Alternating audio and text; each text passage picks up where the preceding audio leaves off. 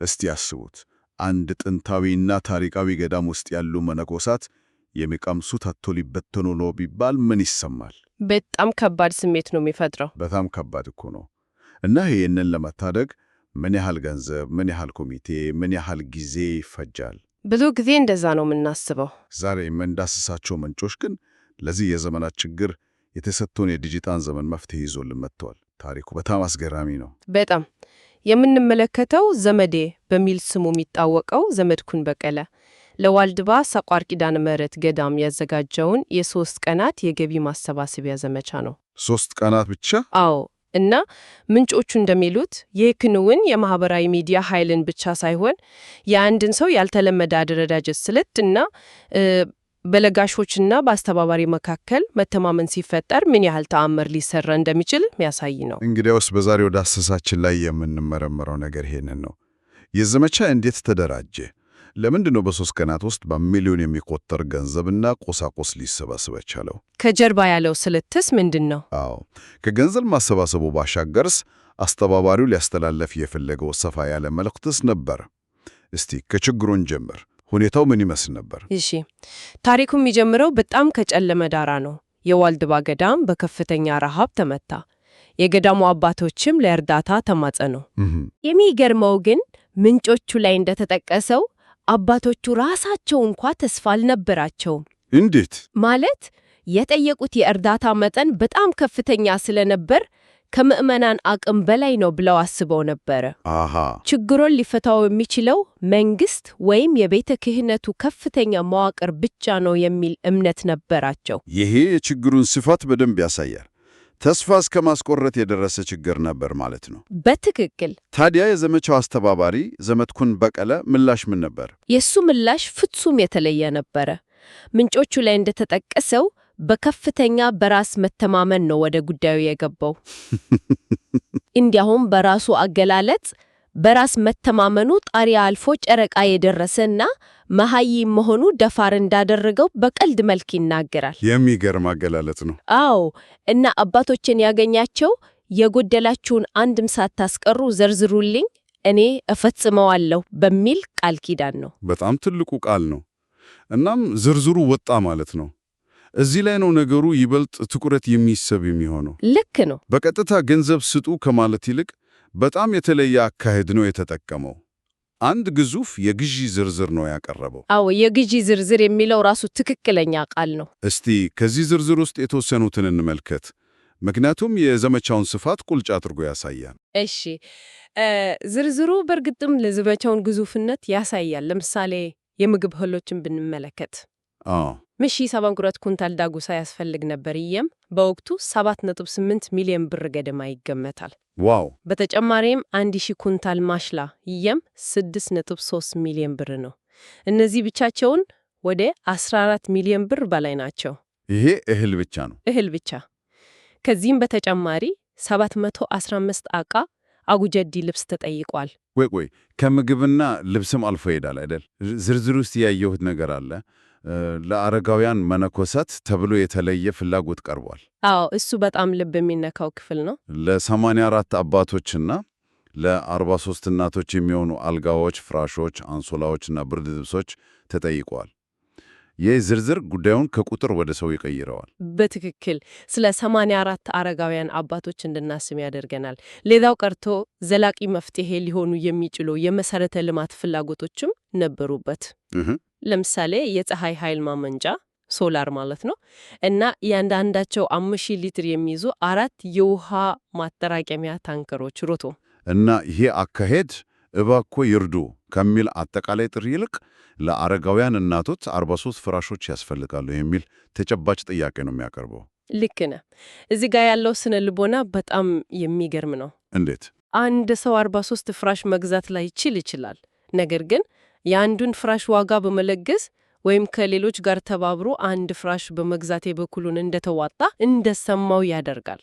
ችግሩን ወደ ትንምሽ ሊደረስባቸው ወደሚችሉ ግቦች እየከፋፈለ ነው ማለት ነው። በፍጹም ይህ ዝርዝር ከልገሳ ጥሪነት አልፎ ወደ ጋራ ግብ ይቀይረዋል።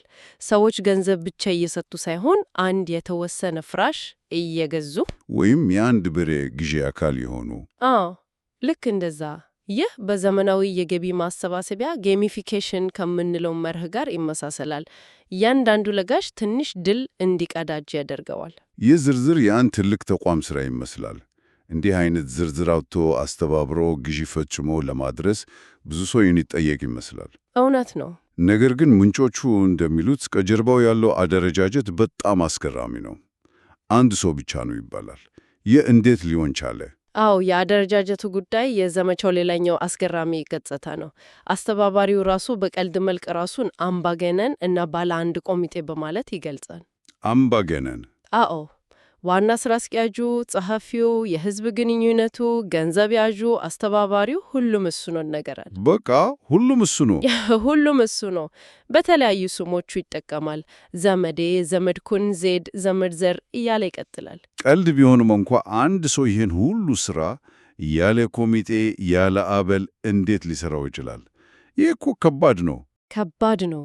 ግን ይሄ አካሄድ የራሱ የሆነ ትልቅ ፋይዳ ነበረው።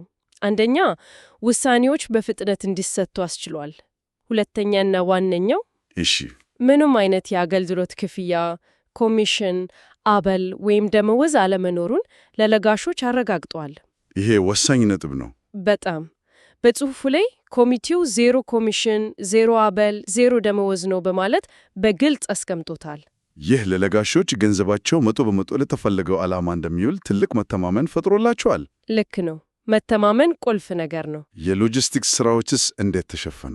ለምሳሌ ዕቃዎችን ገዝቶ ወደ ጎንደር ማጓጓዝ፣ አባቶችን ማስተናገድ፣ እነዚህ ሁሉ ወጪዎች አላቸው። እነሱም ሙሉ በሙሉ በበጎ ፈቃደኞች ነው የተሸፈኑት። በበጎ ፈቃደኞች? አዎ። ለምሳሌ የሎዛ ሚዲያ ባለቤት ለሚዲያ ቡድኑ የሆቴል ወጪን ሲሸፍን እና ካሜራማን ሲያዘጋጅ፣ የጎንደር ሕዝብ ደግሞ አባቶችን ተቀብሎ ቤቱ አስተናግዷል። ዋው! ይህ የማህበረሰቡ ተሳትፎ ምን ያህል ከፍተኛ እንደነበር ያሳያል። በጣም ሁሉም በኩሉን ድርሻ ወስዷል። እናም ዘመቻው ተጀመረ። በተለያዩ የማህበራዊ ሚዲያ መድረኮች ላይ ጥሪ ቀረበ። ውጤቱስ ምን ያህል ፈጣን ነበር? ውጤቱ ከአእምሮ በላይ ፈጣን ነበር። ለምሳሌ አባቶች በችግራቸው ምክንያት ሸጧቸው የነበሩ 42 በሬዎች ለመመለስ ጥሪ ቀረበ። አንዱ በሬ በ50,000 ብር ተተምኖ ነበር። የሚገርመው ይህ የ2.1 ሚሊዮን ብር ግብ የተሰበሰበው በደቂቃዎች ውስጥ ነው። በደቂቃዎች ውስጥ? አዎ፣ በደቂቃቶች። ሰዎች የአንድ በሬ ዋጋ እኔ ልክፈል እያሉ ተቸቀዳደሙ። ይህ ማመን ነው። የእህልና የልብስ ፍላጎቶቹስ? እነሱም ትልቅ ቁጥር ነበራቸው? እነሱም በመጀመሪያዎቹ 2 ቀን ውስጥ ሙሉ በሙሉ ተሟልቷል። ሁሉም ነገር አልቋል፣ ግቡ ተሳክቷል ተብሎ በሚጠበቅበት ሰዓት ላይ ነው ታሪኩ ሌላ አቅጣጫ የያዘው። እሺ። አስተባባሪው በመጨረሻው ቀን አንድ ያልተጠበቀ እጅግ ግዙፍ የሆነ አዲስ ግብ ይዞ ብቅ አለ። እሺ፣ እህልና ልብሱ ተሟላ፣ ዘመቻው ሊጠናቀቅ ነው። ነገር ግን ምንጮቹ እንደሚሉት ታሪኩ እዚህ ላይ እያበቃም አይደል? በፍጹም አያበቃም። ይሄ የመኪናው ጉዳይ መጣ። አዎ፣ የመኪናው ጉዳይ። አስተባባሪው ለገዳሙ አገልግሎት የሚውል አዲስ ከባድ መኪና አይሱዙ ኤፍኤስአር ለመግዛት ጥሪ አቅረበ። ዋጋውስ? ዋጋው 14.5 ሚሊዮን ብር። ይሄ በራሱ ትልቅ ፕሮጀክት ነው። በጣም ትልቅ ነው። የአሰባሰብ ስልቱም ለየት ያለ ነበረ ይባላል። በጣም ለየት ያለ።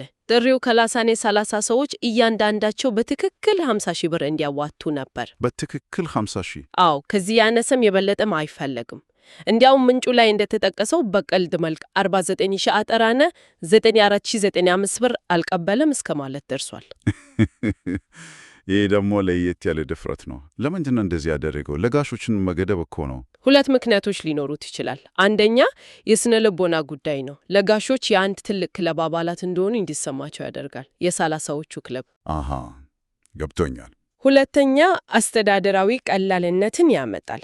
300 ሰዎች በ50,000 ብር ሲሰጡ 50 ሚሊዮን ብር በቀላሉ መሰብሰቡን ማረጋገጥ ይቻላል። እና ተሳክቷል? የሚገርመው ይህም ተሳክቷል። ገንዘቡ ተሰብስበው መኪናው ተገዝቷል። ለመኪናው ግዢ የተቀመጠው ዓላማስ ምን ነበር? 14.5 ሚሊዮን ብር በጣም ትልቅ ገንዘብ ነው። 2 ዋና ዋና ዓላማዎች ነበሩት። የመጀመሪያውና አፋጣኙ በዘመቻው የተገዙትን በኩንጣል የሚቆጠሩ እህሎችና ሌሎች ቁሳቁሶች ወደ ገዳሙ ማጓጓዝ ነበር። እሺ፣ ያ ምክንያታዊ ነው። ሁለተኛውና ዘላቂው ዓላማ ደግሞ መኪናውን ለወደፊቱ ገቢ በማስገኘት ገዳሙን በዘላቂነት እንዲደግፍ ማድረግ ነው። ዘላቂ መፍትሄ? አዎ። ምንጩ ላይ እንደተገለጸው መኪናው ስራ በመስራት በወር እስከ 500,000 ብር ገቢ ሊያስገኝ ይችላል ተብሎ ታቅዷል። ይህም ገዳሙ ዳግም ወደ ረሃብ እንዳይመለስ ያደርገዋል። በጣም አስተዋይነት የተሞላበት እቅድ ነው። ስለዚህ ዘመቻው ከድንገተኛ አደጋ መከላከል አልፎ ዘላቂ መፍትሄ እስከ ማምጣት የደረሰ ነበር ማለት ነው። እዚህ ላይ ነው አንድ ወሳኝ ነጥብ ማንሳት ያለብን። ምንድን ነው? ምንጮቹ እንደሚያሳዩት የዘመቻ ገንዘብ ከማሰባሰብ የዘለለ ዓላማ ነበረው። አስተባባሪው ይህን አጋጣሚ ተጠቅሞ በበጎ አድራጎት አሰባሰብ ዙሪያ ጠንካራ መልእክት አስተላልፏል። አዎ፣ ይህን አስተዋየዋለሁ። እሱ የተከተለውን ግልጽ፣ ቀጥተኛ እና ኮሚሽን አልባ አካሄድ በሌሎች ቦታዎች አሉ ከሚላቸው ሙስናና ብልሹ አሰራሮች ጋር በግልጽ አነጻጽሯል። ልክ ነው። እርግጥ እነዚህ በምንጩ ላይ የቀረቡ የሱ የግል አስተያየቶችና ክሶች መሆናቸውን ማስታወስ አለብን። ልክ ነው። በጽሑፎቹ ላይ ስማቸውን ባይጠቅስም ቤተ ክርስቲያንን ለግል ጥቅም ያዋላሉ ያላቸውን ወገኖች በስፋት ይተቻል። አዎ፣ ለምሳሌ በውጭ ሀገር የኮንሰርት አዘጋጆችን፣ የገጠር አብያተ ክርስቲያናትን ፕሮጀክቶች ተጠቅመው ገንዘብ ይሰበስባሉ ያላቸውን ማፊያ ዘማሪዎች እና ሌሎችም በበጎ አድራጎት ስም የግል ሀብት ያፈሩ ናቸው ያላቸውን ግለሰቦች በጽኑ ይተቻል። ይህ በራሱ በበጎ አድራጎትና በሃይማኖታዊ ተቋማት ውስጥ ስላሉ የገንዘብ አያያዝና ተጠያቂነት ጉዳዮች ሰፋ ያለ ውይይት እንዲነሳ በር ከፍቷል። አዎ፣ እሱ ያቀረበው የመፍትሄ ሐሳብም በጣም ቀላልና ቀጥተኛ ነው። ገንዘቡ ምንም አይነት መካከለኛ ደላላ ወይም ኮሚሽን የሚወስድ አካል ሳያስፈልገው በቀጥታ ወደ ተረጂው አካል የባንክ ሂሳብ እንዲገባ ማድረግ። ይህ አካሄድ በለጋሾች ዘንድ ከፍተኛ ተቀባይነት እንዲያገኝ ካደርጉት ዋና ዋና ምክንያቶች አንዱ ይመስለኛል። እኔም እንደዛው ነው የሚመስለኝ። ታሪኩ ግን እዚህ ላይ ያበቃ። በጽሑፎቹ መደምደሚያ ላይ ይህ የበጎ አድራጎት ዘመቻ ልክ እንደ የተኩስ አቁም ስምምነት እንደነበረ ገልጸዋል። አዎ፣ ስምምነቱ ማለቁና ወደ ቀድሞ አወዛጋቢ የማህበራዊ ሚዲያ አስተያየቶቹ እንደሚመለስ አስታውቋል። በተለይ የአማራ ጉዳይ ብለው በጠቀሰው ርዕሰ ጉዳይ ላይ ትግሉን እንደሚቀጥል ተናግረዋል። ልክ ነው። እኛ እዚህ ላይ የምናቀርበው በምንጩ ላይ የተጠቀሰውን ብቻ ነው። ነገር ግን ይህ ምን ያሳየናል? የገቢ ማሰባሰቢያው ከአንድ ሰፊ እና ብዙ ጊዜ አከራካሪ ከሆነ የሕዝብ ሰው ማንነት ጋር በጥብቅ የተቆራኘ መሆኑን። በፍጹም ይህ ክንውን ከግለሰቡ ሰፊ የማህበራዊ ሚዲያ ተጽዕኖ፣ ከደጋፊዎቹ ብዛት እና ከስብዕናው ተነጥሎ ሊታይ አይችልም። ሰዎች የረዱት ለገዳሙ ብቻ ሳይሆን አስተባባሪውን ስላመኑትም ጭምር ነው። እሺ፣ እስካሁን ያየነውን ጠቅለል ስናደርገው በአንድ በራሱ የሚተማመን ሰው አስተባባሪነት በማህበራዊ ሚዲያ ታግዞ አንድ ማህበረሰብ ለአንድ ዓላማ ምን ያህል በፍጥነትና በከፍተኛ ልግስና ሊነሳ እንደሚችል የሚያሳይ አስደናቂ ታሪክ ነው። እውነት ነው። ታዲያ ከዚህ ምን እንማራለን? ዋናው ቁም ነገር ምንድን ነው? እኔ እንደሚመስለኝ ዋናው ቁም ነገር ያለው አቀራረብ ላይ ነው። አንድን ችግር ተጨባጭ፣ የሚዳሰስና ግልጽ በሆነ መንገድ ማቅረብ ምን ያህል ድጋፍን ሊያነሳሳ እንደሚችል አይተናል። ያ ዝርዝር የግዢ ዝርዝር ማለት ነው። አዎ፣ የችግሩን ግዝፈት ከማሳየት ባለፈ ሰዎች በቀላሉ ሊረዱትና ሊሳተፉበት የሚችሉ ትንንሽ ግቦች እንዲኖሩ አድርጓል። ባለ አንድ ኮሚቴ የሚለው አቀራረብ ለየት ያለ ቢሆንም ዋናው ነጥብ ግን ምንም አይነት የአገልግሎት ክፍያ አለመኖሩና ገንዘቡ በቀጥታ ለተረጂው መድረሱ በለጋሾች ዘንድ የፈጠረው መተማመን ወሳኝ ነበር። በትክክል መተማመን። ይህም አንድ አዲስ አስተሳሰብ እንድናስብ ያደርገናል። ምንጩ ይህንን አካሄድ እንደ ባር ተቋማዊ የገቢ ማሰባሰብ ዘዴዎችን በቀጥታ የሚሞግት አድርጎ ነው የሚያቀርበው። ልክ ነው። ይሄ ደግሞ ወደ መጨረሻው ጥያቄያችን ይወስደናል። በዚህ በዲጂታል ዘመን እንዲህ ያለው ግልጸኝነትን ያማከለ በግለሰብ መሪነት የሚከናወን እና ምንም አይነት የአገልግሎት ክፍያ የሌለው የበጎ አድራጎት ሞዴል ለወደፊቱ የማህበረሰብ ንቅናቄዎችና ልገሳዎች አዲስ መስፈርት ሊሆን ይችላል። ምናልባትም ቢሮክራሲ በበዛባቸው ነባር ተቋማዊ አሰራሮችን ሙሉ በሙሉ ሊቀይር ወይም ሊያስቀር ይችላል። ይሄ ለሁሉም አድማጭ ትተን የምናልፈው ጥያቄ ነው።